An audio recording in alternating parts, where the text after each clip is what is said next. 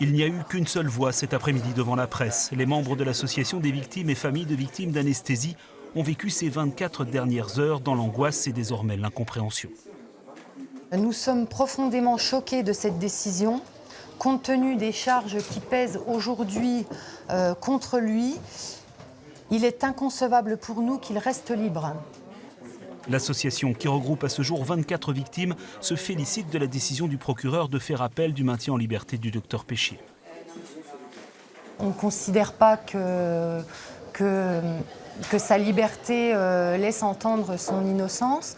On ne considère pas non plus que sa mise en détention soit le fruit de sa culpabilité sûre et certaine. Évidemment, on reste prudent à ce sujet. Mais au vu des charges, des éléments à charge qui ont été rajoutés hier avec ces 17 cas, la balance pèse très fortement sur le côté de la culpabilité aujourd'hui. On sait que ce sera long, on connaît les délais de la justice, on ne s'attend pas à avoir un procès dans quelques semaines ou dans quelques mois, mais on l'attend effectivement avec impatience. Un sentiment d'incompréhension partagé par les parents du petit Teddy, victime à 4 ans de 2 arrêts cardiaques lors d'une intervention bénigne. Ils ont exprimé leurs sentiments par la voix de leur conseil et décidé de diffuser une photo de l'enfant au moment des fêtes pour mettre un visage sur le mot victime. Cet enfant est opéré à la clinique Saint-Vincent. Nous sommes en 2016 et va subir 2 arrêts cardiaques d'une durée particulièrement longue qui est quasiment 20 minutes.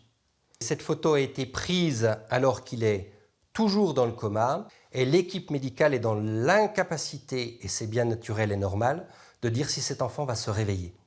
Voilà cette réalité que les parents veulent faire comprendre.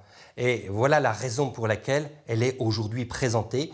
Ce n'est pas dans un contexte de sensationnalisme, loin s'en faut, mais ils ont le sentiment qu'il y a une certaine désincarnation qui a été faite de ce dossier.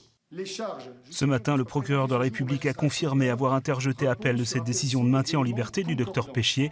Pour les victimes et les familles de victimes, le parcours judiciaire s'annonce interminable.